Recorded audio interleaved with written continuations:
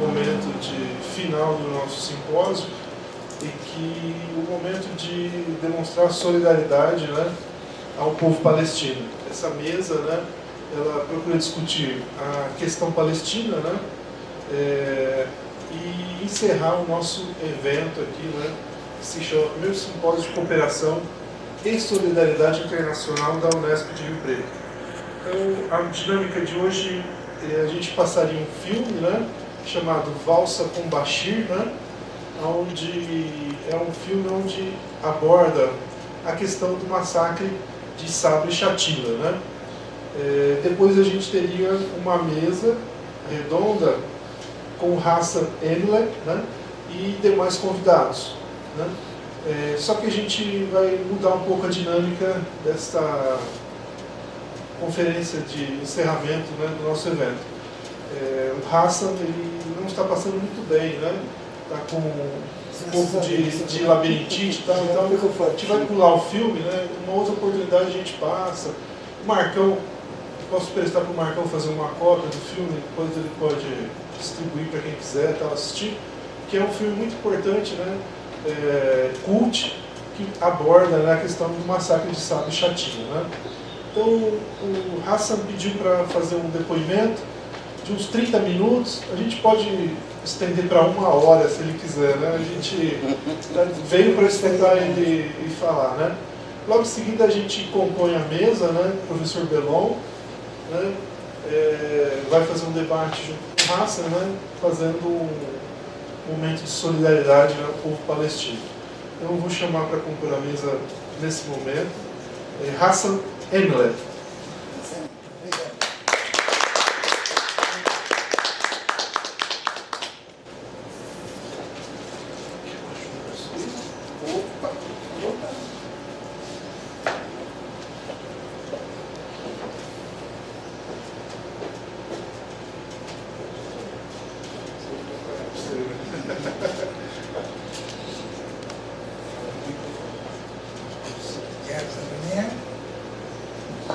Boa tarde para meus amigos.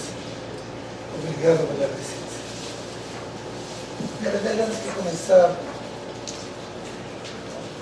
um pouco de português, vou mencionar sobre a Shakira. Agradeço este apoio de vocês, mas também agradeço não repetir o assunto sobre a Shakira.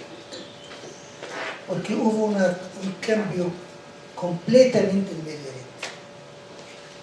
Que nos massacraram a nossa Sabra agora são a nosso favor. Veja como a política muda. Por exemplo, já, não sei se lembram do dirigente falangista, que mataram em Sabra agora é nosso aliado. Veja como do mundo. Porque a situação do Medio Oriente mudou completamente. Semana passada, já que estava na cadeia, que foi condenado por Sabra Shatila e outro mais, mandou uma telegrama a Abbas pelo sucesso. Não. Veja como a situação. Que eram nossos amigos naquela época, não mandaram. Então, por isso eu vou chegar a este ponto, como mudou o Medio Oriente. Completamente mudou. Vou voltar a um pouco mais antigo, por minha pessoa. Eu acho que ninguém de vocês não vai lembrar isto. Quando comecei minha vida, era muito mais chegado ao Partido Comunista. Em tempo de Estado. Naquela época, eu como jovem palestino, nós não aceitamos ter carteira de qualquer partido. Por quê? Porque nos sacamos acima de tudo. Mas eu não esqueço, quando recebíamos o ano 50 e tanto, às vezes, TAS, que era naquela época do Partido Comunista da União Soviética, como escondíamos para poder ler. Não esqueço quando morreu Stalin, como chorávamos por ele, apesar que nunca foi comunista com carteira. Não esqueço também quando Khrushchev também fez seu discurso e mudou a política do Partido Comunista. Não esqueço o Bulganin, quando ele ameaçou, não sei se lembra, secretário-geral do Partido Comunista, ameaçou os ingleses, franceses, quando atacaram Abdel Nasser. Não esqueço Marenkov, que foi também designado depois que Stalin. E toda a história, porque sempre foi ligado a esse partido que eu não quero. Porque nós sempre o Partido Comunista e a esquerda árabe nos apoiava sem nenhuma condição. Então, essa é uma parte que menciono para mostrar como a situação mudou. Quem vai acreditar que mataram a nossa Sabra Shatila agora estão mandando telegrama, dando parabéns para nós? Os marmitas, se escuta muito, os marmitas cristãos do Líbano, sempre eram mais que nós, contra nós. E agora ao contrário. A situação do Medio Oriente mudou de um jeito, só quem analisa e quem acompanha está chegando onde está chegando o Medio Oriente. Depois dessa primavera árabe. Os maronitas, por que eram contra nós? A maioria dos palestinos que moram no Líbano são sunitas. Eles pensavam que se esses palestinos adquirem a nacionalidade libanesa, o documento libanês, vão apoiar mais a balança a favor dos semitas. Então eram contra. Mas a situação mudou. Gostaria de lembrar um pouco mais a visita do Papa. O Papa foi muito claro. Falou com os cristãos libaneses: mudam-se. Acabou. Se vocês sigam assim, vocês vão perder tudo no Líbano. Mudam-se. Vocês são, antes que nada, libaneses. E olha, eles entenderam. Não sei se um de vocês acompanhou o patriarca dos Maronitas semana passada, o Papa declarou ele cardeal, também a segunda vez na história. Agora, os Maronitas têm seu cardeal, que participa do Conselho do Cardeais em Roma. Então, gostaria de mostrar claramente, houve mudança completa. Agora volto ao que eu devo falar.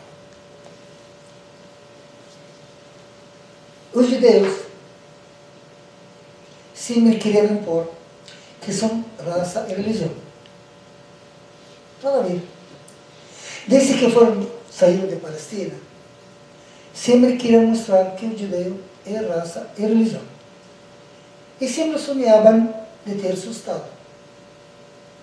E quem mais apoiou aos judeus, protegeu aos judeus, eram os muçulmanos. Por isso, quando fomos à Espanha, foram conosco. E deixaram muitos rastros na Espanha. E quando saímos da Espanha, também saíram conosco. E sua maioria agora em Marrocos. Aqui tem ministros. Então, sempre nós éramos ligados aos judeus conosco. O ano passado estive na Espanha e visitei a cidade de Toledo, que era um centro árabe. E vi como os bairros judeus e o bairro muçulmano. Então, os judeus sempre eles sonhavam estar ao lado nosso e sonhavam ter seu Estado deles. Os judeus, quando eram perseguidos na Europa, uma das causas da perseguição deles, que o judeu achava a melhor maneira de sobreviver e ter dinheiro. Por isso, pode estar perto ao governante. E sempre o dinheiro era uma coisa importante na vida do judeu. Volto um pouco mais, como historiador, o ano 1814, quando Napoleão perdeu Waterloo, os judeus chegaram a ser os mais ricos da Europa. E a família Rothschild chegou a ter quase todos os bancos da Europa. Espanha, França, não sei quanto. Quando sentiram que eles tinham dinheiro, tinham poder, então sentiram que chegou a hora de criar seu lar puramente judeu. A Europa está cansada deles. Eles estão cansados da Europa. Então começou a Europa também a procurar de criar um Estado judeu em um lugar do mundo. Ofereceu a eles, no ano 1898, aqui no Brasil, para formar um Estado judeu, na cidade, no Amazonas, eles não aceitaram. A Europa ofereceu para eles Patagônia, na Argentina, eles não aceitaram. Ofereceu a eles até Uganda, na África, eles não aceitaram. Eles começaram a trabalhar nesse sentido. Somos da Palestina, queremos voltar à Palestina. E começaram com um slogan que dizia assim: povo sem terra para uma terra sem povo. Quer dizer, eles não tinham terra e a terra deles, Palestina, que não tinha gente. E começaram a trabalhar nesse sentido. Inclusive, chegou a família Rothschild, a mais rica do mundo, oferecer quase toneladas de ouro para soltar na Turquia, para permitir a volta deles à Palestina. E era chamada Sultan Abdul-Hamid. Ele respondeu: eu não sou dono da Palestina, nem dono de Jerusalém. Jerusalém e Palestina são dos árabes. Eu sou turco. Eu não permito. Nem condeno no mundo. Ofereci muitas coisas. Então, foi obrigado a demitir. Com um levantamento da Europa Oriental. E colocaram no lugar dele o irmão dele. Esse era o ano 1906. Não existia Hitler. Não existia fanatismo. Não existia nada. Só os judeus queriam formar um lar puramente judeu para eles, ou como chamam israelitas. Na Primeira Guerra Mundial, os muçulmanos árabes através de Dolores de Árabe, se vocês ouviram, eram aliados com quem? Com as potências europeias, com a Inglaterra. Quando a França e a Inglaterra sentiram que estão ganhando a guerra, antes que acabou a guerra, lá em 1916, fazem um acordo e decidem criar um lar de Israel, ou dos judeus, na Palestina. Os árabes, como eram aliados dos ingleses, protestaram, como somos aliados. E ainda a guerra não acabou. Como vão dar Palestina para os judeus? Olha, eles fizeram tudo o que eles querem, dividiram o mundo inteiro como eles querem, e prometeram criar um lar puramente judeu para Israel, ou para os judeus. Era em 1916. Por isso, quando dizem, olha, os judeus foram na Palestina porque eram perseguidos por Hitler, Hitler não existia, nem o Holocausto existia. O Holocausto era em 1942, 43, tempo de Hitler. Então, o problema era os europeus querem descansar dos judeus, os judeus querem descansar dos europeus, ao custo de quê? Um povo pobre, quase analfabeto, que vive milhares de anos na Palestina, descendentes dos, antes que Abraão chegou lá, dos cananeus, por isso aparece na promessa para Abraão falar, vai à terra de Canaã. E decide existir antes, e ele decide nisso. Nós, como somos pobres, não temos nada, não entendíamos a jogada. Total.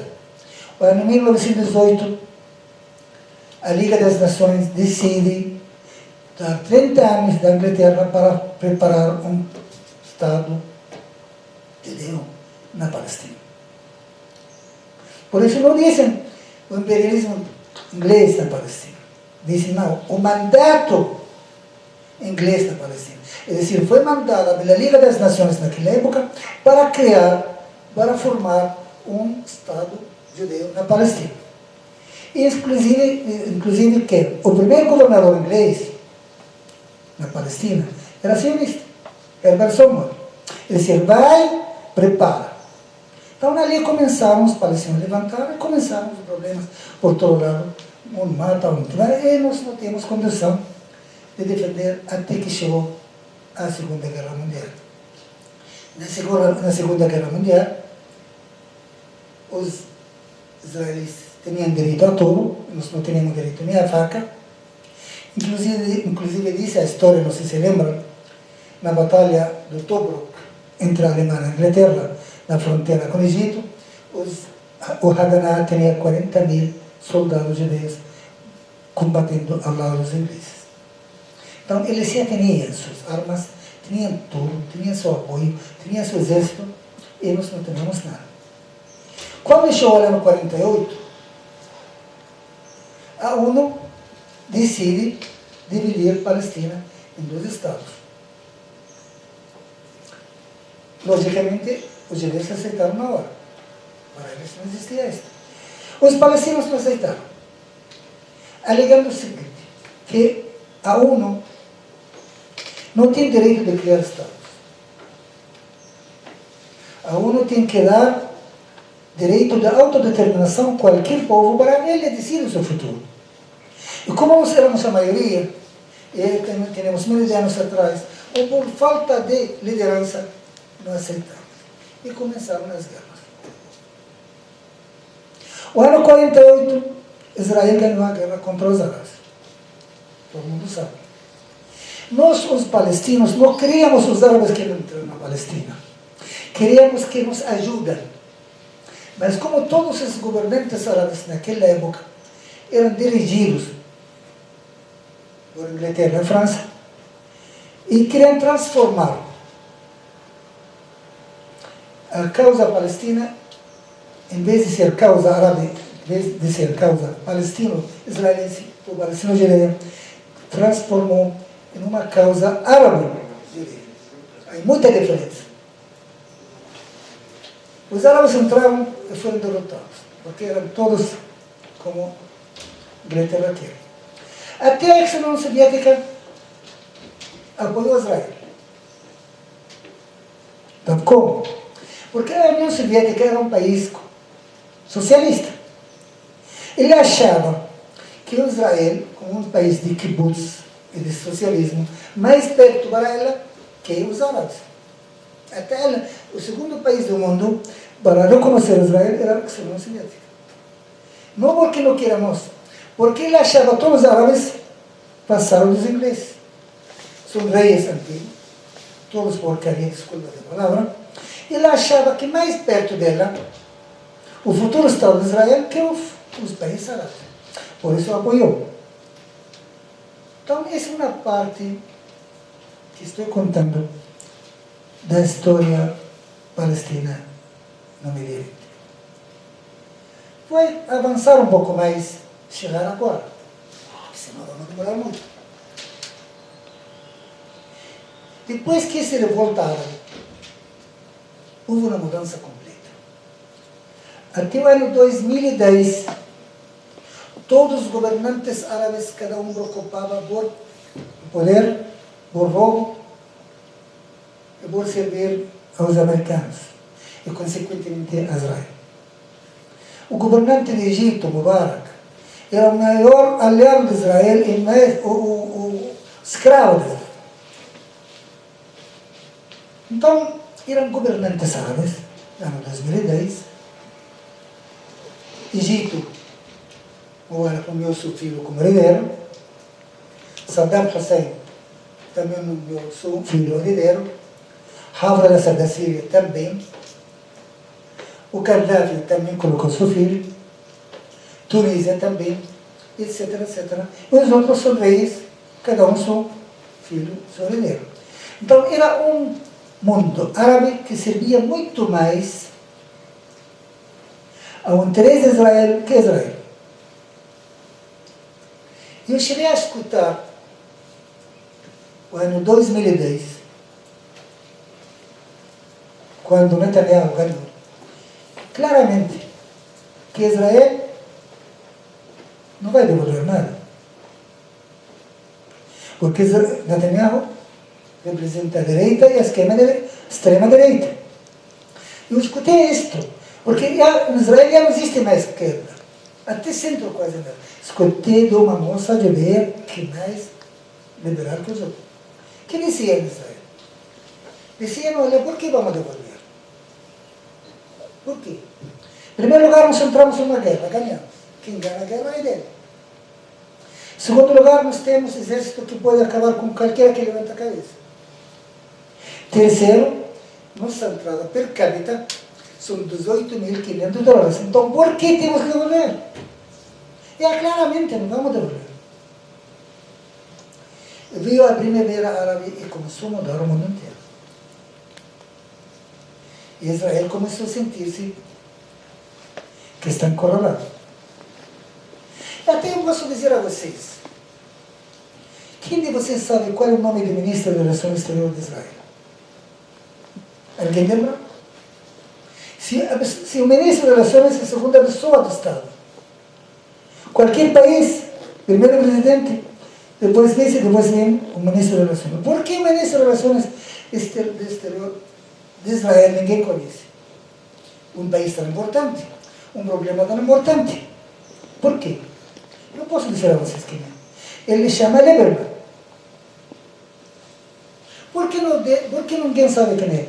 Porque Lieberman, as declarações dele, claramente, contra o mundo inteiro, contra os palestinos. Ele não chama de insectos, ele não chama de animais, ele chama tudo o que ele quer, porque ele acredita que os palestinos têm que sair, têm que fazer limpeza étnica. Senhor Lieberman era leão de Chakra, em Moldávia, um estado pequeno, no tempo da União Soviética, ao lado do Mar Negro.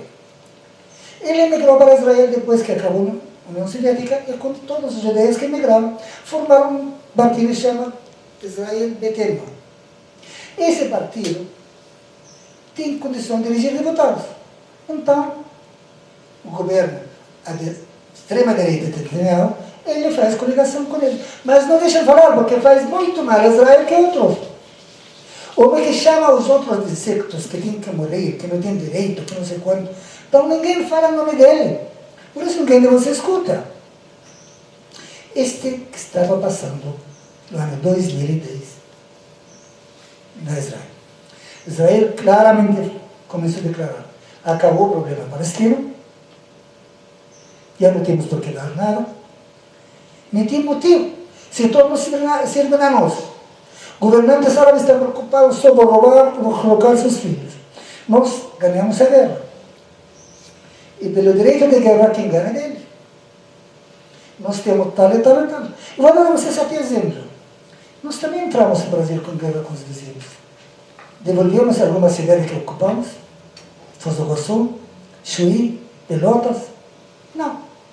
Esse que pensavam os judeus, isso acabou.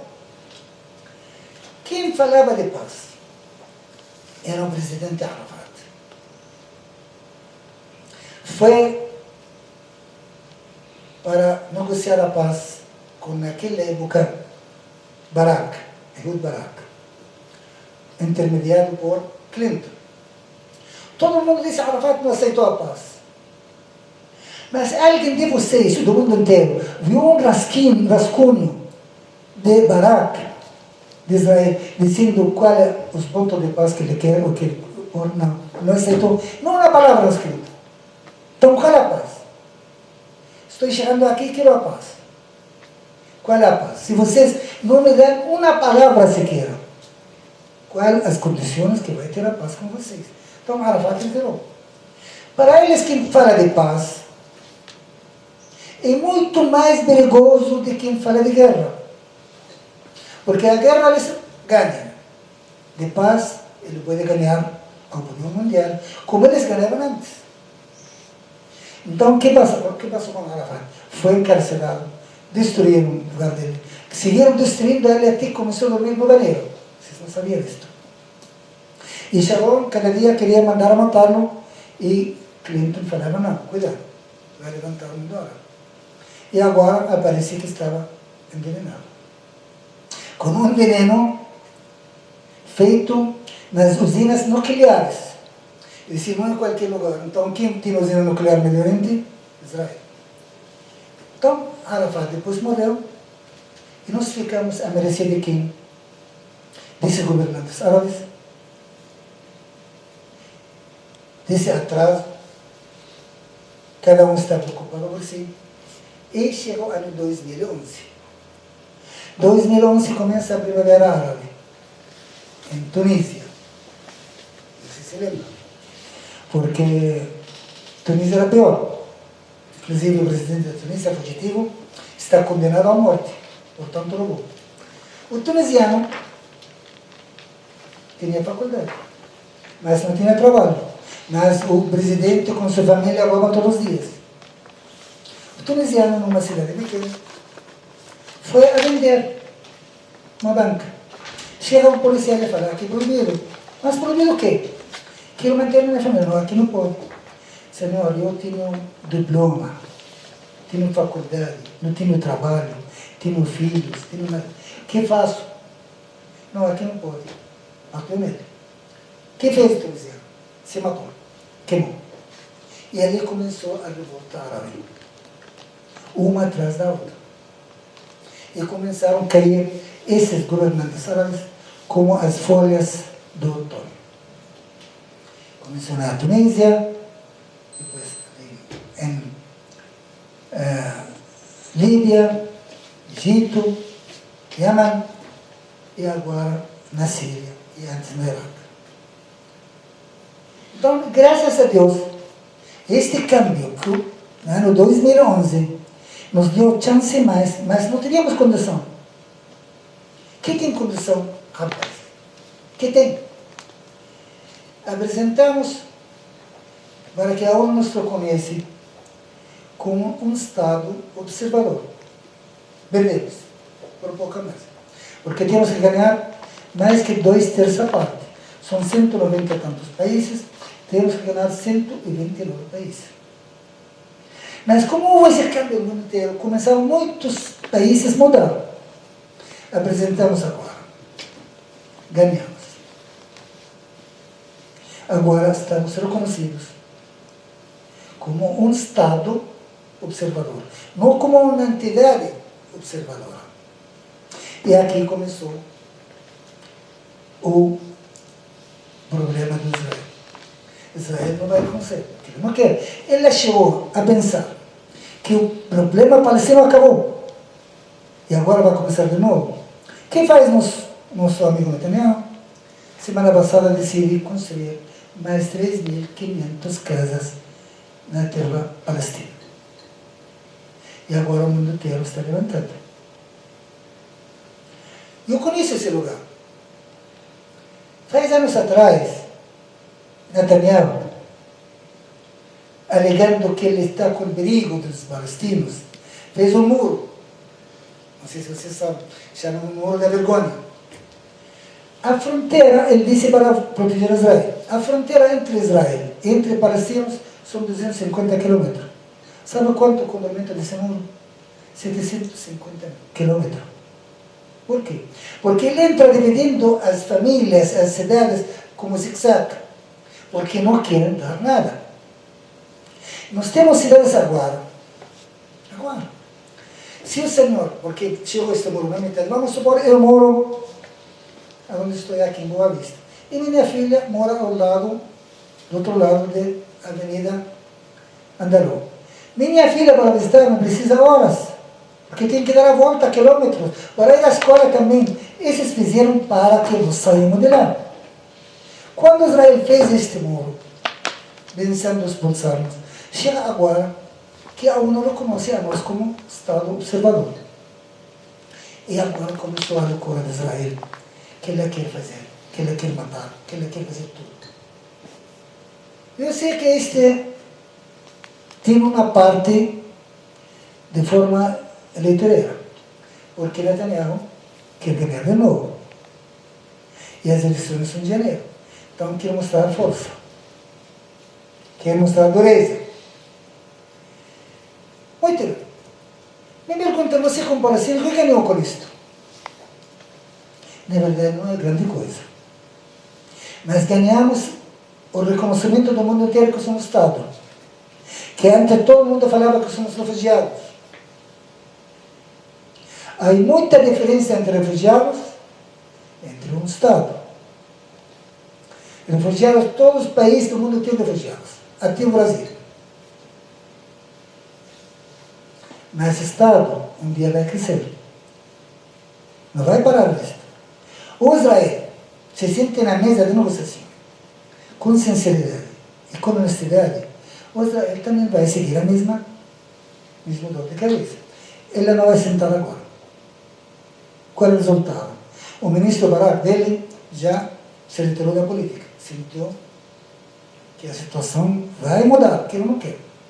Nós não deram nada, mas um passo que somos Estado, que somos igual que os outros. Temos quase a mesma altura que tem no Vaticano.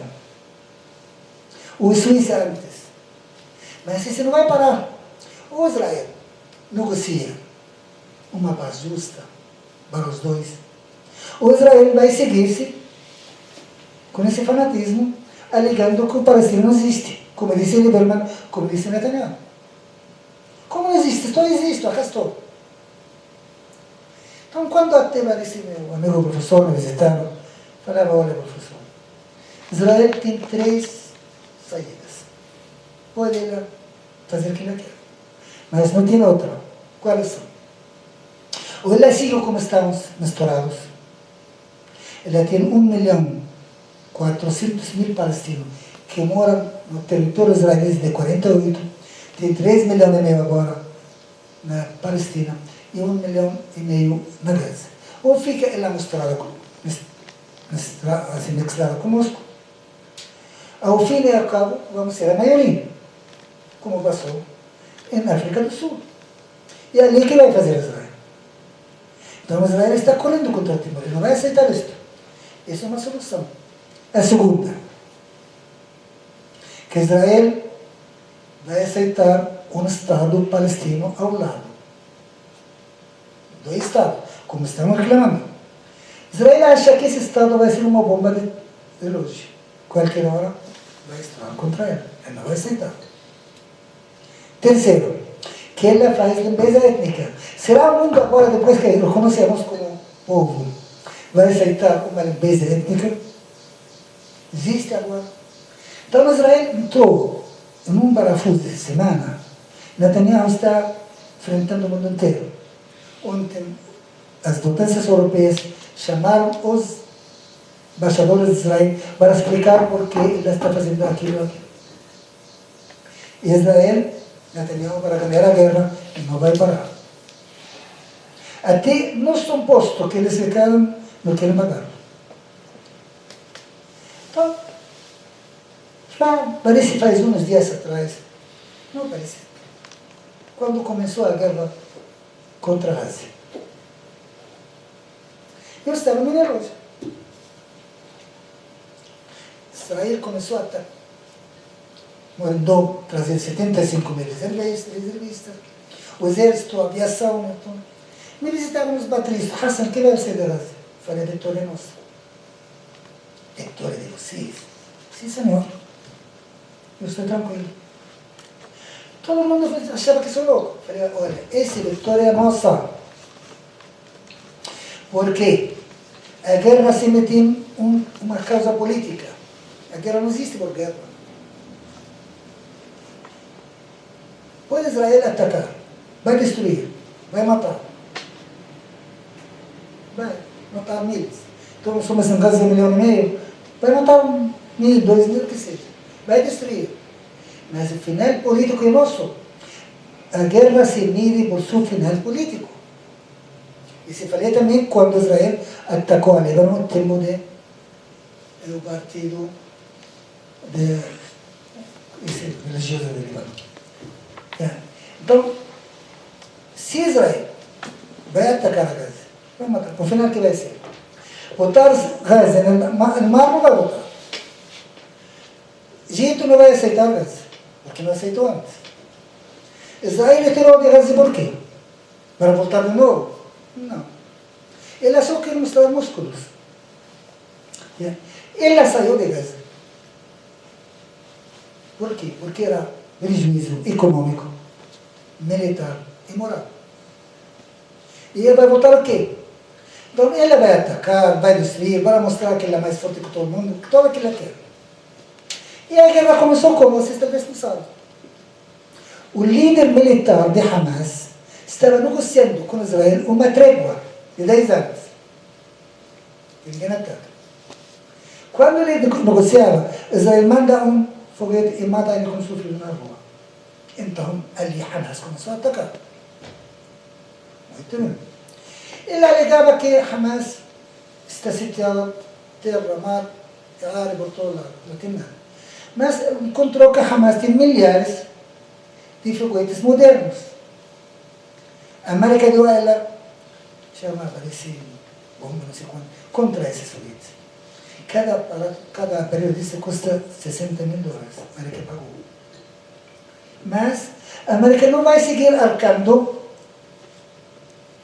com tantos problemas no Médio Oriente para seguir apoiando a um governo de extrema direita do Israel. Então, no final, vai acabar a guerra. Acaba como? Gaza fica. Onde vai? Israel vai aceitar condições. E aceitou condições, todos contra ela. Antes era proibido a gente de Gaza cheirar tal, agora dá 10 km mais. Era proibido entrar no mar não mais 2 km, agora parece 6, 7. Proibido não se trazer de Egito tanto, e agora a gente de Gaza está fazendo mais túneis. Então, eu volto. A guerra se ganha por seu final político.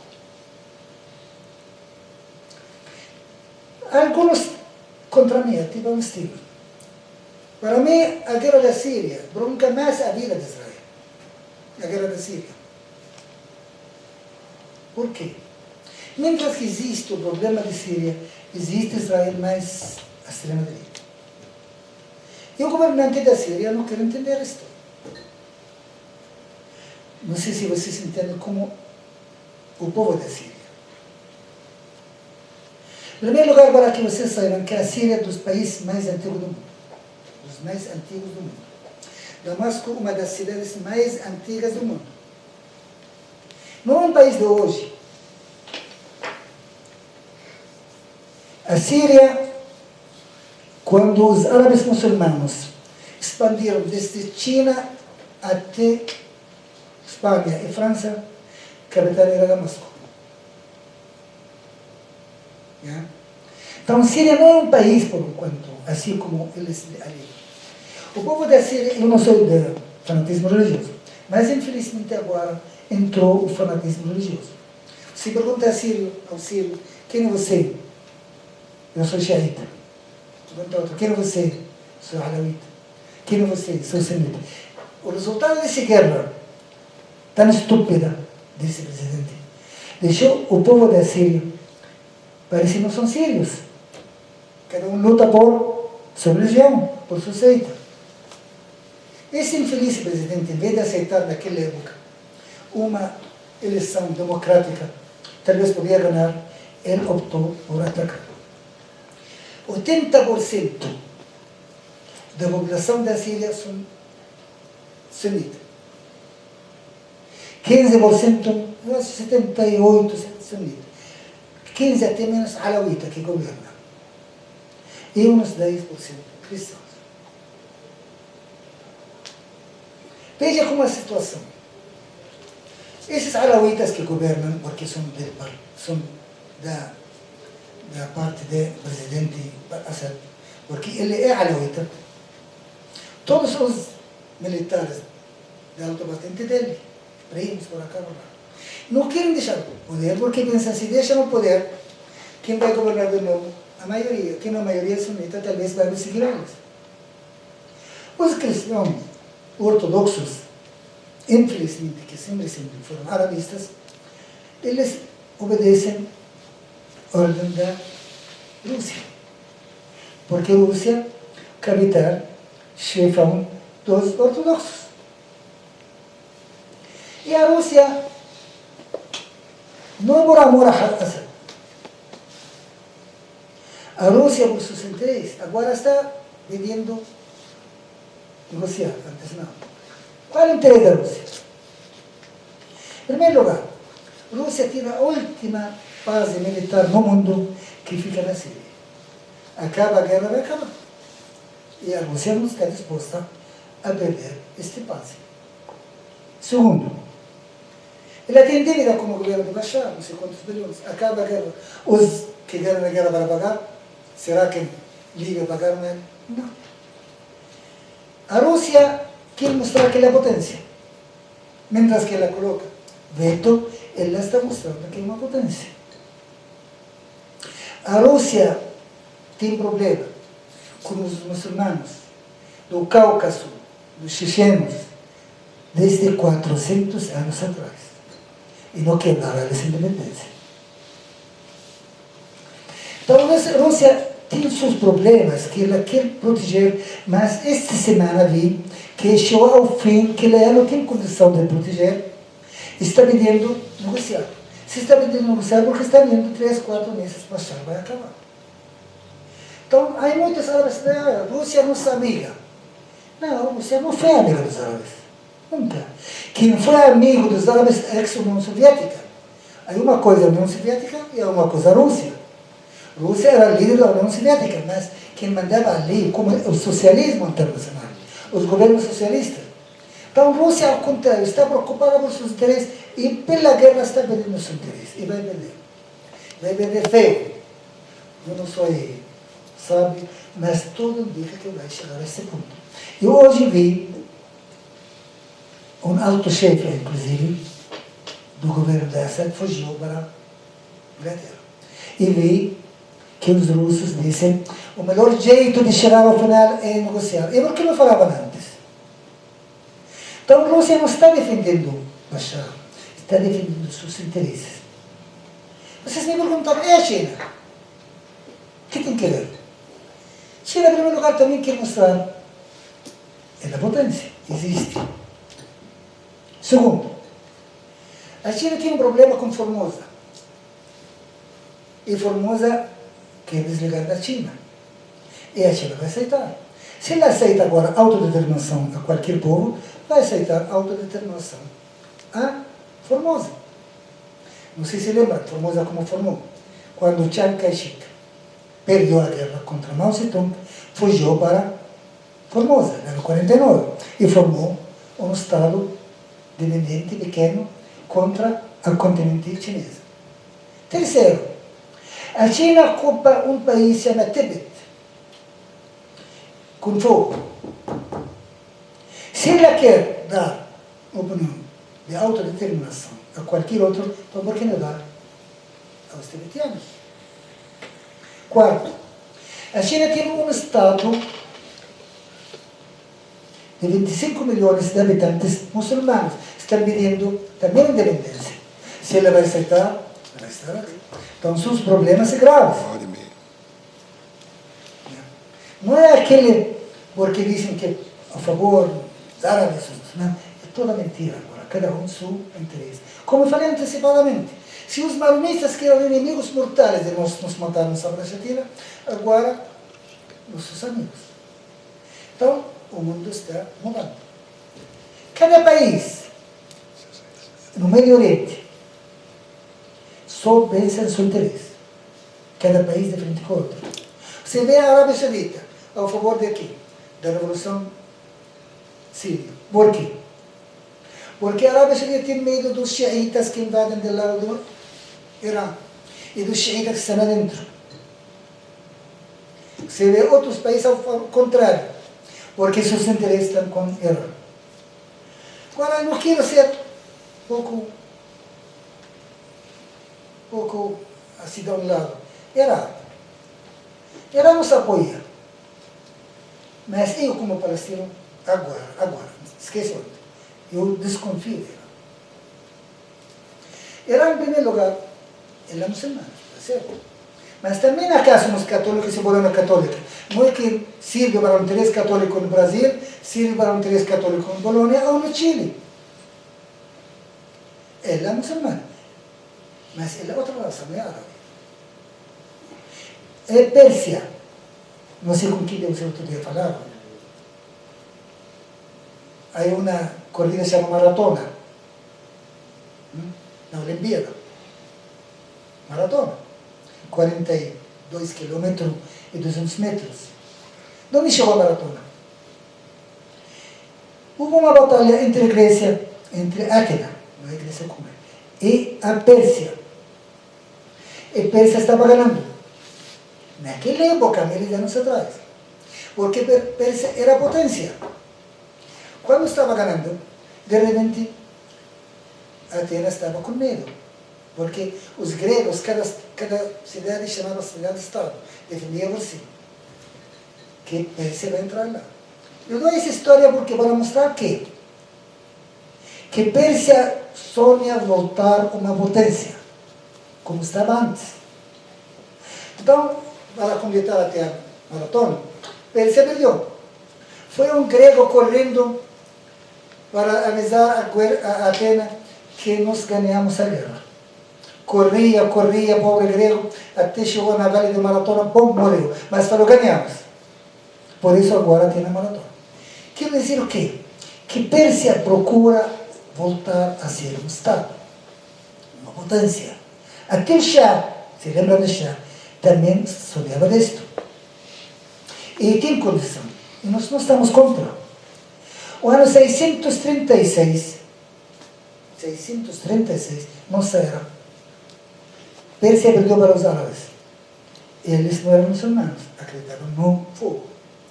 As filhas do rei de Pérsia, 6 bonitas, levaram os muçulmanos e repartiram em Medina. Esse Pérsia não esquece. Depois ele virou xiita. Por quê? Porque como os árabes eram todos sunitas, ele tinha mais, talvez, carinho pela família do profeta Muhammad, eram xiitas. Então, eu não estou contra os Pérsia, ao contrário, nos ajuda, apoia. Mas a Pérsia tem seus interesses pessoais. Quando o mundo era dividido entre Constantinopla, que é Bizântia, que é a capital de Turquia agora, e a Pérsia, eram dois mundos, duas potências. A Grécia quer voltar outra vez a ser potência. Ela sente que o Paquistão tem bomba atômica, tem não sei quanto, ela quer ter igual. Agora, eu pergunto o seguinte, onde pode ela mandar essa bomba? A Palestina? Matar a nós? Uma bomba atômica na Palestina acaba com Israel, com Síria, com todo mundo. Ela não está interessada porque quer atacar. Só Israel inventa isto, só o americano inventa isto. Ela está interessada em voltar a ser aquela potência que ela caiu na mão dos muçulmanos no ano 636 de nossa era.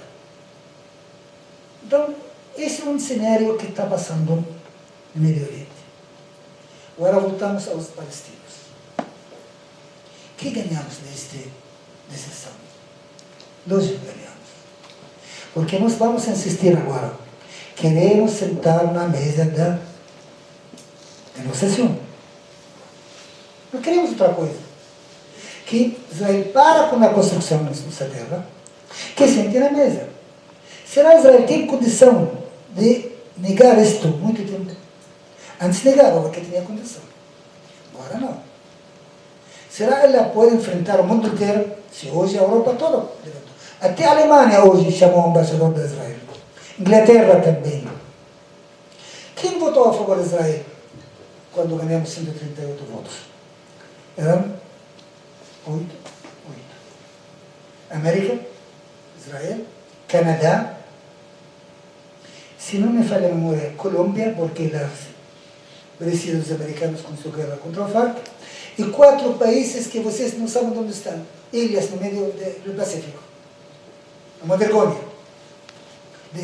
Não sei, ilhas, não sei quantas ilhas, são membros da ONU. Então, mudou. Quer ou não quer Israel, o mundo mudou. Ela tem que entender que os palestinos, ao fim e ao cabo, têm que ter seu Estado. Não queremos nada do Israel. Palavra do honor, não é mentira. Jerusalém, eu conheço bem, sou de lá. Qual é Jerusalém? Jerusalém tem um lugar antigo, histórico.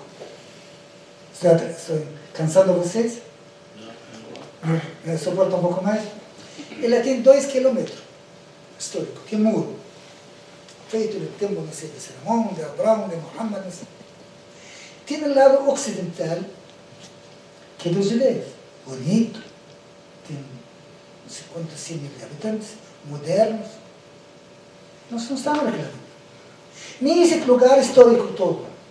Estamos reclamando que o lado oriental, onde está a mesquita, e onde está o muro de lamentação, que dividimos ali os lugares santos, e um lugar pobre do leste que formamos nosso capital, que é Jerusalém.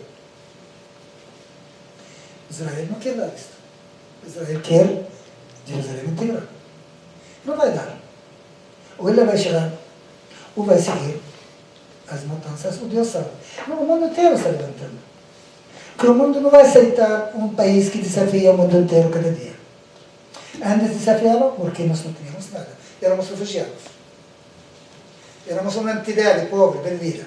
Agora não. Mudou conhecemos como Estado. E vamos pedir mais. Se sentem os israelenses na mesa de negociação para chegar a um acordo, nós chegaremos. Mas Netanyahu que falava? Vou negociar com Abbas 50 anos e não vai avançar 1 centímetro, porque não vai dar.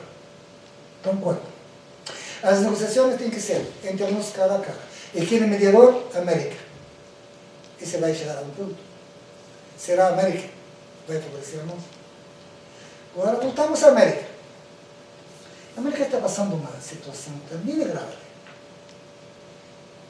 Em primeiro lugar, a política dela falhou no Iraque, no Afeganistão, no Paquistão.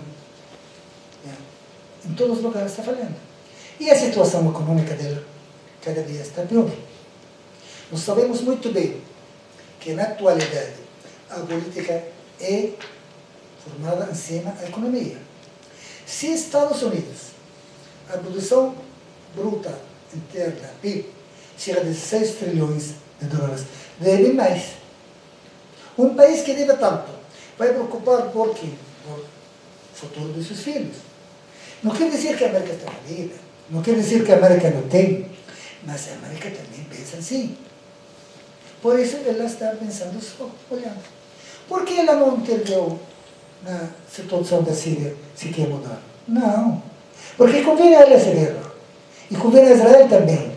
No momento que ela sente que essa guerra da Síria não convém, ela entra. Porque a América está preocupada por ela. Obama estava preocupado por quê? Pelas eleições. Obama não preocupava por mim, nem por ninguém. Dou aqui um exemplo. 20 anos atrás, o Maluf era prefeito e foi a visitar os judeus, como, não sei se lembra algum de vocês, até com cima a cabeça dele. E foi uma delegação palestina e não recebeu eles. Então voltaram, falaram comigo, Hassan, Maluf não recebeu almoço, recebeu os judeus. Falei, por que não? Mas eles estavam, falei, meu amigo, o político vem de Somai para ganhar. Que nós temos para dar a mão? Dinheiro? Judeus têm. Mídia? Judeus têm. Organização? Eles têm. Que nós temos para dar a mão? Lógico que não vai receber. Né? E se passa na América. O Obama que vai ocupar por ganhar. Os dois partidos dos Estados Unidos apoiam 80 e tanto por cento a Israel. Eu sou candidato. Eu vou chocar com esses dois partidos para apoiar um bando de palestinos? Logicamente não. Então, por enquanto, a administração americana está amarrada. Seja Obama, seja outro. Talvez agora Obama, como ele foi elegido 2 vezes, e já está livre do voto dos judeus, e do peso do dinheiro dos judeus, e da imprensa, os judeus estão em tudo. Você vai Hollywood, acha todos os diretores e todos os atores, talvez deles, ou atrizes. Vai à imprensa, acha deles. Vai aos bancos, acha deles. Vai às fábricas. Vai. Então, o presidente americano que vai olhar pelos palestinos, agora que está passando fome, por isso eu não estou esperando muito dele. Ele também é hipócrita. Mas a mãe dele era negra, o pai era muçulmano. Ele que me criou ali, a vovó. Nem a mãe. A mãe, depois que o pai dele casou, morreu, ela casou com um homem da Indonésia, depois teve câncer e morreu. Era uma mulher digna, tudo o que você quiser. Ele foi criado pela avó, que é muito fanática como religiosa. Até a religião, que não devo meter-me, mas vou também falar. Infelizmente, quando escuto os pastores de manhã, me dá dor. Falando, parece que somos foragidos, parece que somos estrangeiros, parece que estamos ocupando Palestina, que é Palestina dos judeus, que Abraão falou, que Moisés falou, que não sei exato, não sei quanto. Eu também acredito em Abraão, porque como muçulmano tem que acreditar em Abraão. Também acredito em Isaac, em Jacó, e tantos, até isso. Mas não quer dizer que não acredito em mim mesmo. Escuto eles falando coisa que não devem. Às vezes de manhã eu quero ver alguma coisa e não vejo. Primeiro, a maioria desses canais falando mal de mim. Ou, desculpa, ou filmes pornográficos. E o que vou ver? O nome conhece mentalidade, conhece maneira de criação. Às 4 da madrugada vou ver o quê? Alguém que está xingando a mim, ou outros filmes que não são. Ele não fez. Eu toda a vida fui político. E fui toda a vida historiador. Vou olhar o quê? Me diz, por favor. Eu não olho. Infelizmente, é isso que está passando. Então, estou esperando, na verdade, acabar as eleições de Netanyahu. Olha, a pressão do mundo vai ser muito dura contra Israel. Muito. Israel não tem salvação. Tem que aceitar, negociar com sinceridade, com honestidade com os palestinos. Tem que mudar. Se o Papa ontem falou, mudam-se aos maronitas. Ou vocês vão perder aqui seu Estado como libanês, como parte do Líbano, porque vocês emigram e não voltam. Vocês saem do Líbano não voltam. E quem fica? Ficam os xiitas, que cada dia mais, e os semitas, que estão apoiados. Então, há mudança ali. Eu, quando falei da história dos judeus, lá em 1896, não sei se é difícil de vocês, que ocasionou essa saída rápida. No ano 96, houve um capitão francês, chamava Dreyfus, como chama? Muito bem. Ele era honesto, era judeu. Condenaram ele por traição, porque judeu, sem processo. Mandaram ele à Guiana Francesa aqui, das piores cadeias do mundo. E os judeus começaram a trabalhar até que mostraram que Dreyfus, chama Dreyfus, que era honesto, que era burro francês. Ali ocasionou que os judeus falaram, olha, já não queremos mais a Europa. Estamos condenados, somos os judeus. E como vamos, temos dinheiro, temos tudo, então vamos procurar um país. E ali a Europa também falou, vamos descansar deles. Porque na verdade os judeus foram perseguidos na Europa. Qual é o motivo? Não posso falar. Se você ler os livros de Shakespeare contra os judeus, é incrível. A Europa perseguiu eles. A Alemanha depois perseguiu eles. Polônia perseguiu eles. Tchecoslováquia, tudo. Então os judeus também queriam lá, mas não tinham por que ser a nossa costa. Não porque eles pagaram caro pelo nazismo na Europa, temos que nós pagar por isto. Não porque eles foram maltratados na Europa, perseguidos, o palestino, o pobre, tem que pagar. E estamos aceitando. É um Estado pequeno. Qual é a área que estamos aceitando? No ano 48, a divisão da ONU deu a nós, acho 44%. E a Israel 56%. Sabe quanto estamos aceitando agora? 22%. O território palestino tem 90 e tantos mil quilômetros quadrados, 28 mil quilômetros quadrados. Estamos aceitando 6 mil quilômetros quadrados. Só para chegar a uma paz. Não estamos reclamando, pedindo o que a ONU deu a nós lá nos 48. Gaza, que tem Gaza? Uma faixa de 40 quilômetros, de aqui até, antes que Catanduva, com largura de 10 quilômetros. Israel sitiou ela por todos os lados. Medo de quem? Quem vai fazer isso? Até que levavam comida para eles, tinha que devolvê-los para o mar. Até o barco turco tinha que matá-los quando insistiam em chegar. Até a comida cortava de nós.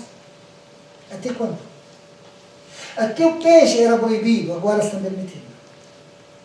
Quando ele agora declarou a guerra, achou a gente de Gaza tem tudo. Tem armamento, tem tudo.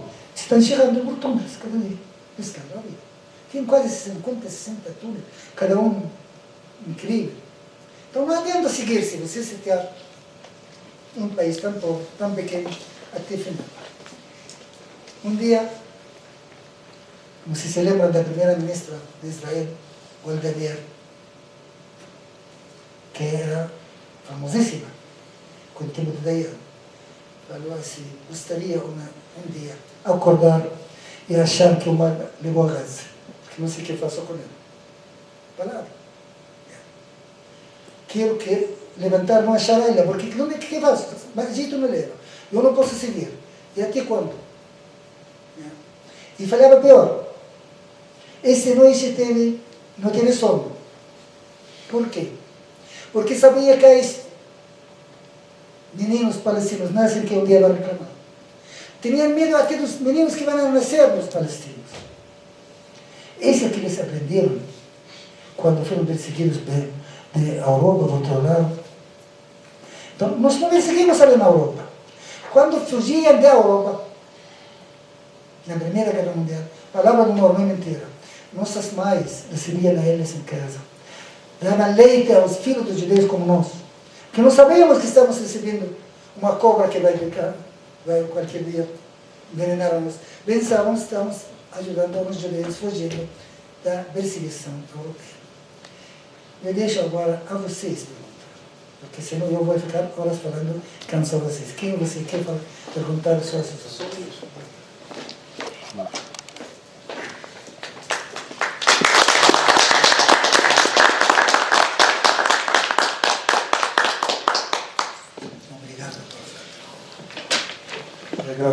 muito a fala do Hassan. Vou chamar então para perguntas, né? Se Quem quiser se manifestar, né? Vamos lá, Belão. Você viu quando eu falo de Palestina ficou forte? É uma energia. Eu nasci assim, cresci assim, quando nasci. Tem uma energia.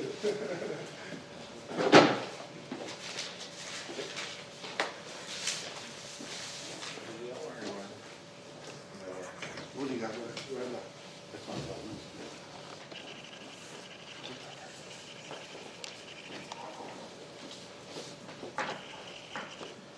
De fato, nesse momento eu sinto muito o peso da responsabilidade.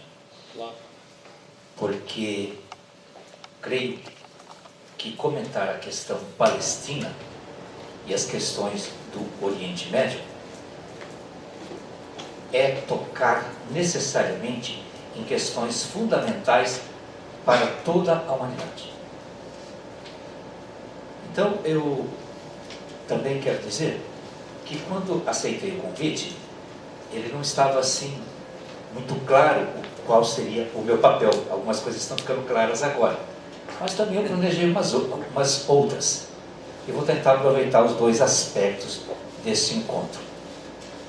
Na semana passada, eu conheci uma pessoa a quem eu quero dedicar a minha fala, nascida em Damasco, com 24 anos, chamada Sara Al-Suri, que está no Brasil, também discutindo as questões do Oriente Médio. Nesse momento, eu estou muito emocionado e do bom orgulho de estar ao lado de Hassan. É uma companhia muito interessante. A solidariedade, também eu quero dizer, que haverá de permear tudo aquilo que eu disser aqui. Mas é claro que o que eu disser também vai ter em algumas coisas explicitamente diferentes, ou eventualmente até contrárias, do que disse Hassan, em termos de princípios, de teoria, de orientação de prática, não de vivência que ele tem e eu não tenho. Evidentemente, tenho que reconhecer isso, que a minha vivência é uma vivência de quem se preocupa com as questões humanas, estuda e está aqui no Brasil. E, por outro lado, também, eu não vou nem citar nenhum dos nomes dos amigos que aqui estão, estou olhando para todo mundo, mas eu estou agradecido pela oportunidade de estar aqui, aprendendo, convivendo.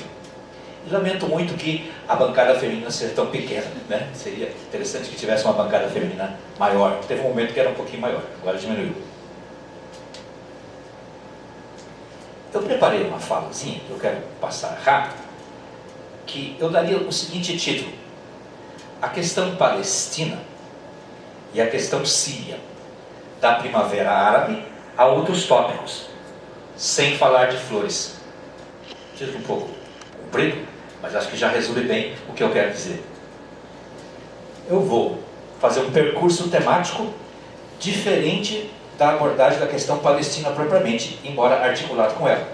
Mesmo porque até quem vem falar com questão palestina com um palestino tem que ter a esperteza de saber que ele é palestino e eu não sou palestino, né? Mas não é nenhuma esperteza, mas tenho que me cuidar, né? Eu vou pegar a Síria, como já disse no enunciado, mas articulando com a Palestina. Na Síria, o regime de Bashar, quem é o Bashar? O Bashar, se mantém pela tortura o tempo todo.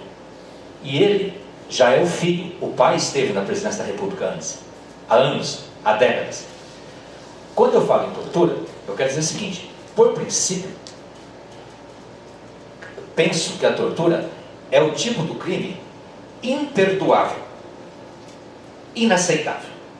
Uma pessoa pode ser o que for, mas torturador é inaceitável. E agora, uma política que se mantém deliberadamente com base na tortura, por extensão, assume as características da tortura. Então isso já começa a definir a natureza do regime que está na Síria, baseado num sistema de tortura, e não em outra coisa qualquer. Um aspecto que sustenta muito o governo da Síria, e ele tocou, em outras palavras, de outro modo, isso também se passa na Palestina e em outros lugares, é a aliança do governo. Ele já fez a tipologia, vocês se lembram, da maronitas, né, que é minoritário em certos aspectos da identidade desse governo, tem com a grande burguesia da Síria. Aqueles homens, aquelas poucas famílias que detêm toda a riqueza na Síria, não com a maior parte da população. A população ele trata como inimiga.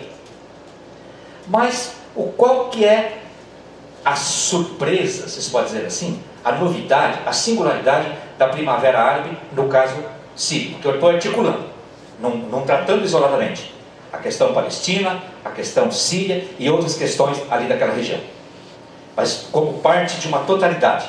Acredito que ao longo da minha fala isso possa se esclarecer um pouco mais. A novidade, a partir de 2011, da Primavera Árabe, que já foi tocada aqui, é a organização do povo. Por enquanto eu estou chamando assim, organização do povo. As formas de organização que esse povo começou a encontrar. E isso caracteriza ali na Síria a Primavera Árabe. Agora eu vou focar que formas são essas de organização. Que tipo de representação o povo começou a encontrar. Aí, em vez de falar povo, eu tenho que introduzir, acredito que aqui nessa mesa, pela primeira vez, explicitamente, a perspectiva de classes. E quando eu estou falando de totalidade, tem outra perspectiva, que é a perspectiva internacionalista. Ou seja, que as lutas que se passam nos vários países têm a mesma perspectiva no ponto de vista internacionalista e de classe. E na perspectiva de classe, quando eu estava falando das formas de organização do povo, eu vou ter que falar das formas de organização da classe trabalhadora. Já começou a mudar a minha abordagem. Numa pequena cidade da Síria chamada Cafarnaum, que a Sara, com quem eu convivi bastante, a Sara falava inglês, né? Então, talvez a pronúncia árabe seja outra, mas Cafarnaum, a partir de 1º de abril de 2011, depois de muitas reuniões, de muitos encontros, a população pobre e trabalhadora começou a se organizar na forma de conselhos populares, que é muito diferente, por exemplo, de Câmara de Vereadores, de coisas que nós conhecemos aqui. Conselhos populares. Isso foi uma grande novidade. Agora, faça umas contas junto comigo. De abril de 2011 para para novembro de 2012, recentemente. A data é 5 de novembro, exatamente. 5 de novembro. 1º de abril começou a organização dos Conselhos Populares. Em 5 de novembro de 2012, o governo Assad foi para essa cidade que eu citei o nome. Sabe o que fez? Bombardeou a cidade. Não os que estavam se organizando, mas toda a população, toda a cidade. A cidade foi destruída na sua totalidade. A logística das manifestações foi junto. Aquela população que saía para a rua, que se organizava, que criava jornais, que fazia jornais artesanais, tudo isso desapareceu. A experiência todinha, tem que enfatizar bem isso. A ação guerreira não é uma ação guerreira localizada, militar, mas que procura destruir toda a experiência. Esse homem aqui é uma experiência. Está vivo aqui. É o survival, não falo em inglês. Está vivo aqui, um sobrevivente da experiência. E isso que a presença dele aqui é muito importante, é desmentido inclusive de teorias como dos Frankfurtianos, por exemplo, que não se pode mais fazer narrativas. Ele é a narrativa presente, histórica, importante. O que fez o governo Assad naquela pequena cidade a que eu estou me referindo foi a destruição de qualquer possibilidade de memória, de retomada da experiência. Isso marca muito o Oriente Médio. Aí ando mais um pouco. O que eles ensaiavam na experiência dos conselhos populares? O que a população da Síria vive? A população da Síria está na rua, está nas ruas, nas praças. As manifestações ocupam os espaços públicos. E não só na Síria, já foi falado aqui em nome de outros países, Tunísia, Egito, de formas diferentes, mas a população está na rua. O que falta para essa população? Essa perspectiva eu quero introduzir aqui para a discussão. Falta organização centralizada. Estou trazendo o conceito propositalmente. O centralismo. Quer dizer, a força das massas está nas ruas, mas falta o centralismo para conduzir essas lutas. Aí eu ando mais um pouco. eu falei da tortura. Outra característica do caso do governo Assad, mas presente em outros governos também naquela região, é a violência extrema, a violência sem limites.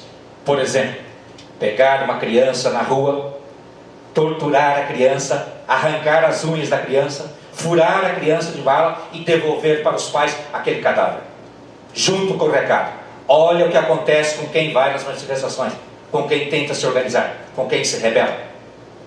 No caso lá da região palestina, quando os episódios recentes de Gaza, as crianças que são atingidas na rua são apresentadas pela nossa mídia aqui, pela nossa televisão, por exemplo, como uma coisa superveniente, casual. Se tinha um alvo militar, mas pegou ali. Só ingênuos para acreditar nisso. Política deliberada do Estado de Israel também, a mesma coisa, tortura deliberada de atingir crianças, destruir as famílias. Andando mais um pouco, faz parte da estratégia e das táticas do governo Assad o uso de campanhas e bombardeios aéreos de forma generalizada. Não foi só na cidade de Cafarnaum. Bombardear a população, colocar a máquina de guerra, a expressão é essa mesmo, a máquina de guerra todinha contra a população. Nós temos, no caso, só para a gente pensar um pouquinho, todos nós sabemos disso, mas para recordar, em Gaza, quais são as forças armadas que eles têm? Tem exército? Não. Tem aeronáutica? Não. Estou perguntando e ele respondendo, eu estou me reforçando. Bom, não. Tem marinha? Qual é o estado em que estão instaladas as maiores fábricas mais refinadas e requintadas de armas do mundo? Justamente o adversário. Então como é que se chama isso de conflito? Não é um conflito. De guerra? Não é uma guerra. Que guerra é essa em que um está armado e o outro está desarmado? Para a gente pensar de forma contundente. Além dos bombardeios aéreos, da máquina de guerra, no caso do Assad, na Síria, ele usa as forças militares de um modo geral e agrupamentos que são chamados de gangues do regime. Gangues mesmo. Como as gangues que nós temos aqui, só que elas são manipuladas e cooptadas pelo governo para que se mantenha o poder. Agora eu quero chegar num ponto muito sério. Quando você tem uma guerra civil, você tem uma guerra em geral, e a guerra civil em particular, se entende que se alveje os alvos militares, os objetivos militares do seu adversário. Qualquer coisa que ultrapasse ao objetivo do combatente do outro lado, cai na área do criminoso, do inaceitável. No entanto, no caso do governo Assad, a política de atingir além dos alvos militares é deliberada, como predominantemente naquela região. Mais que isso, é a política de destruição da base social, para que haja a organização dos trabalhadores em bases de conceitos populares. Centralizadamente, é preciso que haja uma base social em movimento, como é o caso. Acabei de dizer que as massas lá estão nas ruas, estão nas praças. Então, há uma base social em movimento, não é qualquer coisa. E o governo Assad atira contra essa população, porque isso é uma ação política. Guerra é política, concordo plenamente. Não só no final, até acrescentaria. Guerra é política sempre, como o jurídico também é. Política sempre é a ação para destruir a base social que possa gerar dali, a partir de qualquer momento, algum movimento que se organize e possa atingir o governo, que possa colocar uma perspectiva de transformação. Então a política do Assad e de muitos é o que a gente chama de assolamento. Não é assoreamento, mas podia ser, né, que desmancha todo um barranco. É de assolamento, que significa uma política de devastar, de arrasar, de destruir, de não deixar nada em pé. Eu queria trazer um outro problema. O papel das mulheres naquela região. Principalmente para nós ocidentais, né? Que quase sempre pensamos na mulher do Oriente Médio em termos de estereótipos. E todos os estereótipos são quebrados lá, porque a mulher está na luta, nas massas, junto com os homens, nas ruas, nas praças, com todos os problemas culturais que possa vir. Então, não é um feminismo como o ocidental, mas também não é uma submissão colonialista, como se pensa por aqui. A mulher está ali como companheira do homem, na briga, na luta. Outro aspecto que eu quero destacar. Lá, a questão política está acima da questão do gênero, então, no caso. Mas um outro aspecto. Agora eu vou tocar em questões de ferida. Eu espero tocar com jeito para a gente poder resolver isso com um bom debate e não com agressão, que eu não sou aqui para agredir ninguém. Ao contrário. Eu estou aqui fraternalmente e solidariamente, né? O suposto caráter anti-imperialista de Assad, que eu vou associar a que recentemente muitos supunham um caráter anti-imperialista do Gaddafi. Estou falando especificamente da tendência política que nós denominamos de um modo geral de castro-chavismo. Achar que porque alguém briga com os Estados Unidos é anti-imperialista é equívoco de conceito. Imperialismo é um conceito. América, Estados Unidos é outro conceito, completamente diferente. Por exemplo, eu estou em combate com o imperialismo, mas eu adoro o Billie Holiday, Frank Sinatra. Uma coisa não é outra. Ser anti-americano é diferente de ser anti-imperialista. Há muita gente anti-americana com seu imperialismo próprio. São conceitos diferentes. É outra coisa completamente diferente. Então, o suposto caráter anti-imperialista gera equívocos, não só conceituais, como de ação política, como o caso do castro-chavismo, que já foi assim com o Gaddafi, e é assim com o Assad, e poderá ser no próximo momento com outro governante que aparecer no centro do noticiário. Isso porque é a questão de classes e de burocracia, coisa assim. Outra coisa que eu quero destacar, já venho destacando, mas agora mais que nunca, é que as relações entre a luta do povo sírio e a resistência palestina tem tudo a ver, mas com base na perspectiva de classe, da classe trabalhadora, que as elites governantes também se identificam, mas num outro plano, num outro aspecto. Estou colocando aqui que eu chamaria de indignação contra os setores da esquerda apoiadores da ditadura síria, como Cuba e Chávez. E agora, isso me permite fazer o seguinte comentário. As massas que lutam e que se organizam de forma nova, por isso primavera, por isso a analogia, a metáfora com a estação, naquela região, tem tido uma grande decepção com a esquerda tradicional. O setor Stalin tem tido uma grande decepção. Ele mesmo é um decepcionado. Ele disse em outros termos, aqui já foi mais próximo de outra época, e depois, né? Porque essa esquerda tradicional, na hora da luta do vamos ver, acaba tendo essas posições equivocadas, como essa de apoiar Gaddafi e Assad. Isso vai gerar uma grande desesperança e uma falta de caminho. Então, quando você fala em esquerda, e a pessoa entende que esquerda é isso, acaba, como nós passamos pela experiência muitas vezes por aqui, né? Acaba tendo essa decepção. Outro aspecto, agora identificando lá e aqui, são as calúnias que são esparramadas por todo momento e a criminalização do ativismo. Qualquer forma de ativismo. Numa sociedade como aquela, qualquer forma de ativismo é criminalizada. E você passa por calúnias. Uma coisa que dizem lá, e que eu quero colocar aqui, é que o Assad é pela Palestina. Não é. É conforme, aí ele disse, dos interesses, como vai o vento, mas ele está se lixando para a Palestina. A causa da Palestina, na minha perspectiva aqui de olhar a Síria e olhar o Oriente Médio, tem que ser colocada como inspiração. A luta dessa gente é uma luta muito importante. Eu tenho mais o que dizer depois que ele disse, a Síria é um dos países mais antigos do mundo. Quando você pode dizer, sempre você pode dizer assim, significa que há uma tradição que atravessou os séculos, mais que isso, atravessou os milênios, e que essa tradição tem que ser levada em conta, tem que ser posta para qualquer debate. Isso ocorre com a Palestina, ocorre com a Síria, Líbano, toda uma tradição tem que ser colocada. Agora, já, porque eu quero abrir depois para o debate, para a gente articular o que nós falamos, eu quero fazer uma outra observação. Eu anotei um tópico aqui assim, a mobilização das massas e as vanguardas lá e cá.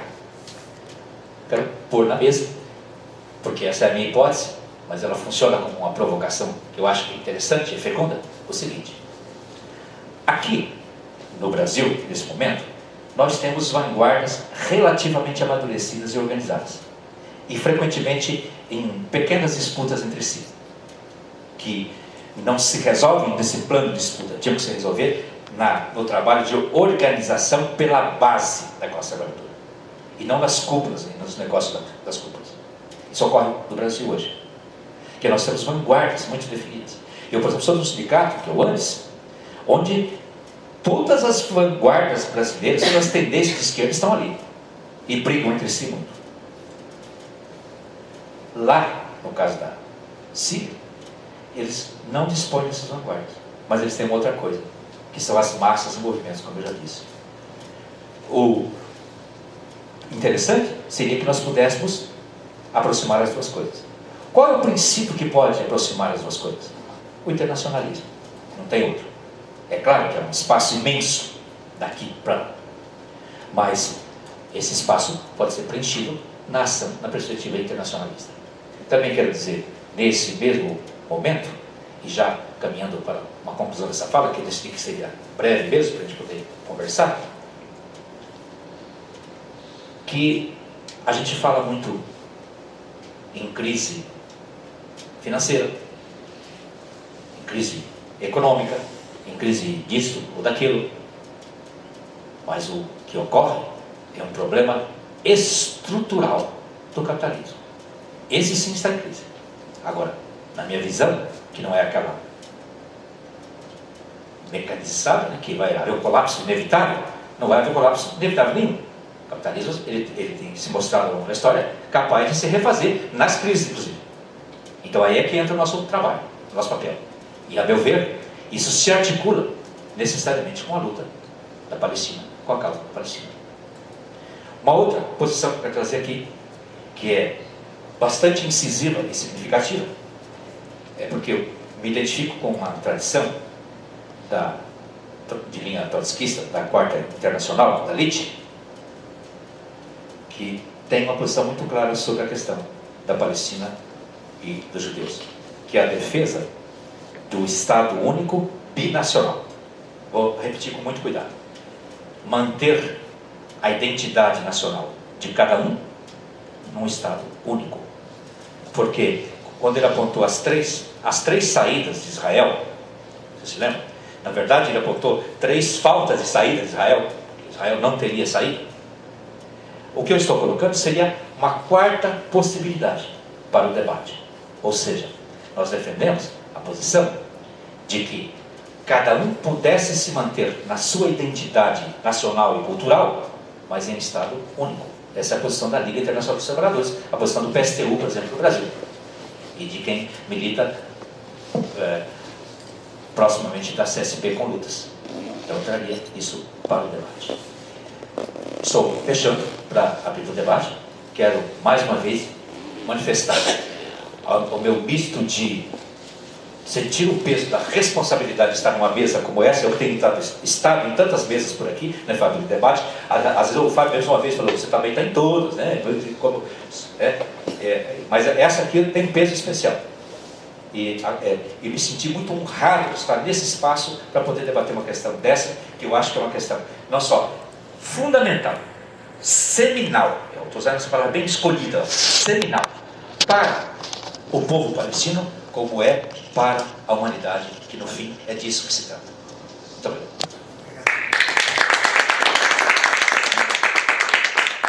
obrigado. Agradeço muito ao Pedro porque ele comprou a ideia nossa de instituir o Dia de Solidariedade à Palestina. Eu creio que ele nem conhecia o Raça. Eu acho que é extremamente importante, né, a questão do comitê em solidariedade, né, ao povo palestino. Eu acho que isso é muito importante, né, então saúdo aqui com muita felicidade, né, engajamento, o apoio na divulgação até do comitê. Acho que isso é muito importante. Mas na realidade não é uma pergunta, mas eu vou fazer só uma, né, uma colocação. Eu Tem um professor que uma vez ele começou um debate entre trotskistas, né? E ele ficou feliz pra caramba, né? E ele dizia mais ou menos assim, eu vou dizer porque eu acho que foi feliz aquele momento da fala, foi bastante feliz. Eu fico contente de ver os trotskistas e os comunistas se reunindo para debater algo importante, sem os trotskistas chamarem os comunistas, né, de agente da KGB, e sem o pessoal do Partido Comunista chamar os trotskistas de agente da CIA. Então acho que já é um avanço, né? Quem fala isso é o professor Mazeu lá de Marília, né? Eu acho que é bastante feliz isso, esse evento, congregar, porque o Belon apontou um pouco nesse sentido, né? É um pega para acabar, a esquerda se mata muitas vezes, né? E se mata literalmente com a baioneta, né? Isso é um prato cheio do capital. E eu colocaria a questão seguinte, em relação ao que você colocou, Belon, e o Hassan também, em relação à criação do Estado palestino, o reconhecimento, né? O Estado palestino, o Estado é a criação histórica, né? E a memória é extremamente importante, desde o que está acontecendo com a destruição. Memória, a tentativa, né, de impactar a memória da sociedade. Mas eu diria o seguinte, independente de questão religiosa, étnica, eu acho que é importante colocar o caráter de classe na discussão. Né? Porque, por exemplo, eu sou a favor, evidentemente, o quê? Do trabalhador palestino e do trabalhador judeu também. Né? Eu estou preocupado com o trabalhador judeu que está sendo explorado pelo capital. Eu acho que um ponto importante é assim, a criação do Estado Nacional. Isso é coisa tardia, mais do que tardia, mas enfim, né, é importante. O Marx tem um texto que chama A Questão Irlandesa, e ele retoma uma crítica que ele fazia às lutas nacionalistas, né, sobretudo em relação à Inglaterra, à Bretanha e à Inglaterra, que era justamente o seguinte: Marx dizia, olha, a luta pelo nacionalismo não é o princípio, não é o principal ponto, não é a principal tese. A luta tem que ser internacional. Depois ele retoma isso, nesse texto, A Questão Irlandesa, dizendo, não, peraí, eu estava equivocado, eu tenho que retomar isso aí, tem que ser honesto intelectualmente. É necessário, sim, a discussão nacional, né, mas que vise um projeto maior com uma classe internacional, com classe trabalhadora. Então, eu acho que é muito bacana esse debate e colocar, né, deixa aqui para a mesa, né, a questão de classe mesmo, né, tanto o trabalhador palestino, o trabalhador paraguaio, o trabalhador brasileiro, o trabalhador judeu, trabalhador que mora no Estado de Israel, que nem todos são judeus, né? Enfim, a classe trabalhadora, essa me importa, né? Eu acho que não sei, mas eu acho que é nesse sentido que você está falando, né? De um Estado, ou seja, superar as fronteiras do Estado-nação, aquela concepção do século XIX, do Estado-nação, né? Ou seja, uma nação é uma só, é a classe, é o ser humano, né? O ser social, o Homo sapiens sapiens, na sua plenitude de realizações, que não é possível agora, nesse momento histórico, né? Mas, ao mesmo tempo, cria-se condições para buscar essa superação. Eu acho que a organização através de comitês, né, vou chamar de, enfim, conselhos, né, eu acho que é bastante importante. Não acho que Cuba é uma derrota, não acho que Cuba é uma derrota. Cuba tem muitas coisas a nos ensinar, né, está nos ensinando, mas evidentemente tem muitas falhas, né, muitas falhas que acabam travando o avanço da classe trabalhadora. Mas voltando à questão, que é a questão da mesa, eu queria que as pessoas pudessem fazer algum comentário em cima do que eu estou falando aqui a respeito da questão da preocupação com a classe. Comentar, né, a todos, né, e dizer o seguinte, que a luta pela Palestina não deve ser uma luta de A nem B, mas deve ser uma luta da humanidade, né, porque eu estava outro dia, até no dia 29, quando eu peguei o jornal no outro dia, né, e o que eu percebi, né, se a gente pegar os quatro desenhos, né, da chegada de Israel, desde de quando o brasileiro, né, quando o brasileiro de Alegrete lá, o Oswaldo Aranha, vai lá e diz, né, reconhece o Estado de Israel, né, mas não reconhece o resto da população que estava habitando naquele local, né? O que significa isso, né? Poxa, isso significou, na verdade, um crime para a humanidade. Hoje, quando a gente percebe, né, que esse crime, ele tem que ser repensado, né? Ele tem que ser discutido, e a gente consegue ver o mundo todo dizendo o seguinte, né? Ou seja, 9 países, apenas 9 países, entre os quais Estados Unidos e o próprio Israel, não reconhecendo o Estado palestino. Nós temos sim, e eu acho que Rio Preto sai na frente discutindo isto e colocando o comitê pró-Estado palestino, porque é isto que isso é emocionante a gente começar a repensar o mundo, né? E a repensar o mundo não no sentido da guerra. Se a gente for pensar no sentido da guerra, do material bélico, obviamente que os Estados Unidos e Israel têm possibilidade de destruir o mundo, mas não é esse o caminho. O caminho aqui é repensar para a gente caminhar pela paz, né? E a gente sabe, como dizia o Lafontaine, né? Não há caminhos que só há flores, né? Para chegar à glória. E o próprio Carlos Drummond de Andrade dizia: no meio do caminho tinha uma pedra, e tinha uma pedra no meio do caminho. E a gente nunca vai esquecer desse momento, que no meio do caminho tinha uma pedra, e que tinha uma pedra no meio do caminho. É isso.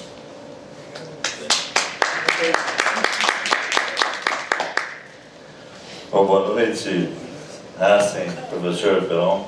Prazer estar aqui. Eu quero dizer que quando o Walter me procurou e falou desse momento de nós começarmos a organizar, né, algo em torno dessa discussão, né, da Palestina, e também naquele momento tivemos a oportunidade de criar um dia de solidariedade ao povo palestino. Agora precisamos fazer com que na verdade, essa lei que existe hoje em Rio Preto, que nós possamos com esse instrumento também ampliar essa discussão. E quero dizer aqui que a Unesp, né, tem dado importante contribuição nesse processo, e vamos estar também aí à disposição, né, em especial aqui o meu companheiro Walter, que tem me lembrado, né, e colocado essa questão na pauta. Acho que eu até pouco tempo atrás conhecia muito pouco dessa história, na verdade. Então, até quero aqui, nesse momento, me apropriar de um texto do deputado Ivan Valente, e, conversando com a assessoria do deputado, me propuseram que eu fizesse aqui apenas um resumo, e eu vou fazer aqui, que foi uma fala do deputado na questão de uma semana, 2 semanas. Eu quero apenas fazer um resumo no sentido de também externar aqui um pouco do que o nosso partido, o PSOL, né, tem dito, né, e há todo um envolvimento, né, do PSOL e do deputado Ivan Valente em defesa do povo palestino. Então o deputado diz o seguinte: nas últimas semanas o sangue do povo palestino voltou a ocupar as páginas dos jornais de todo o mundo. A mais recente ofensiva do exército de Israel sobre Gaza, iniciada no começo do mês, computou quase 150 palestinos mortos e centenas de feridos, para civis israelenses mortos atingidos pelos foguetes lançados do outro lado da fronteira. Lógico que essa fala também vai servir depois para fomentar, como disse o professor, alguns outros comentários. O Estado judeu fala de assassinatos seletivos, mas a proporção de mortes é vergonhosa, 30-1, sendo 40% de mulheres, idosos e crianças palestinas, o que revela, mais uma vez, a desproporcionalidade da brutalidade de Israel. Mediado por representantes dos Estados Unidos, do Egito e de mais 50 países muçulmanos, foi anunciado um cessar-fogo, mas os detalhes do acordo ainda não foram divulgados. Sabe-se por hora que o bloqueio econômico imposto por Israel a Gaza continua. A verdade, que o deputado se refere, é que os palestinos já tentaram de 3 maneiras diferentes de se libertar da ocupação de Israel. Só vai mencionar alguns casos. Talvez estou errado.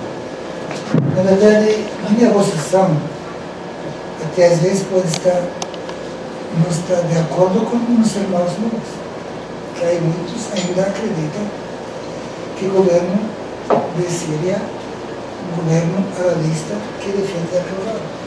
Até lá em Espanha. Então, não quer dizer que, na minha opinião, Outra coisa que eu queria lembrar a vocês não sabem. Mas em 1980, houve um levantamento na cidade de Homs contra o pai de Bashar. Era das Irmandades Muçulmanas. Matou uma noite, sabe quando? Pode perguntar, tem almas uma noite nas mesquitas. Então, se ele é criminoso, o pai era pior. Isso não menciona. Uma noite destruiu todo o Homs, matou 27 mil almas. Mulheres, crianças, tudo. Para ninguém levantar os pés. Queria outra coisa mencionar, talvez não estou dando a verdade. É verdade. Eu nunca fui pela cara de Gaddafi. E me perguntam, mas o homem era nacionalista árabe. Eu, como líder palestino aqui, eu nunca acreditei nisso. Vocês me perguntam por quê? Vou dizer a vocês várias coisas. O Gaddafi entrou na faculdade militar 4 anos, aos 22. Quando saiu, tinha 26 anos. Quando saiu no da estudo, saiu com um grau muito baixo. Será que este homem, em 2 anos, de 26 a 28 anos, 2 anos mais, já tinha base militar, e base em cima e base embaixo, para fazer um golpe militar? Um homem que o grau dele não passa de nem tenente ainda. Tem generais, tem maiores, tem tudo. Será que este homem tinha a condição de fazer um golpe militar?